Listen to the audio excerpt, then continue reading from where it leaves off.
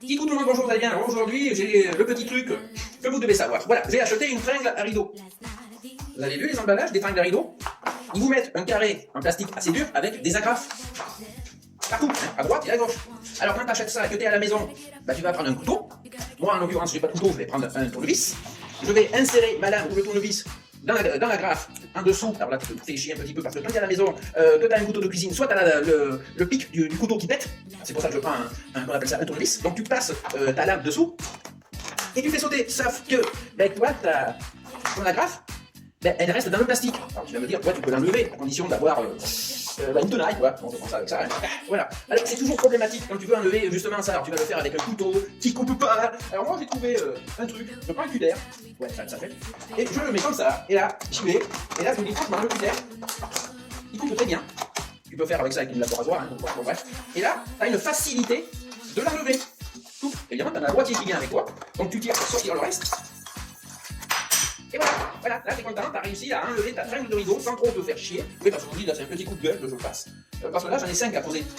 Ouais, j'ai 5 tringles à rideau à mettre, une seconde. Et après, dans la petite boîte en plastique, ils te vendent les trucs qui vont avec. Alors tu prends le couteau ou la lame de rasoir, ou le couvert, voilà, tu enlèves.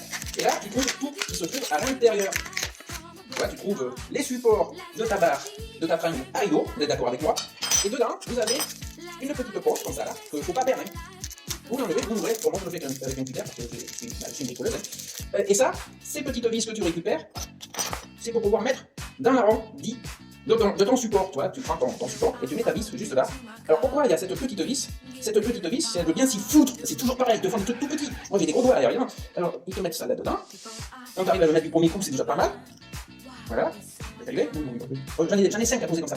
Et une fois que tu as mis ta petite vis là, c'est pour faire tenir ta barre, c'est-à-dire ta tringle à rideau que tu vas mettre contre le mur à hauteur. Alors le petit truc qu'il y a, c'est que toi, ils te vendent pas les vis qui vont avec. Alors vous n'emmerdez pas, pour les vis, vous prenez des vis comme ça, vous savez, pour le théâtre, tout ça comme ça, vous rajoutez une petite rondelle, oui je sais c'est compliqué, et vous l'insérez, et vous prenez une perceuse visseuse, ou un tournevis à défaut pour les personnes qui ne sont pas bricoleuses, vous faites un trou avec une mèche de 8, vous mettez une cheville dedans, en 8, et après vous allez pouvoir le faire tenir. Et si vous ne le faites pas, vous allez vous casser les pieds.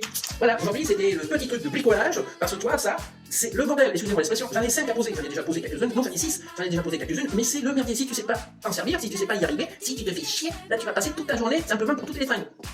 C'est une truc de bateau, non? Bon voilà, aujourd'hui c'était le petit truc de bricolage. Sur ce, je vous dis à bientôt, n'oubliez pas de liker, partager et de vous abonner. Merci, kiss, bye bye.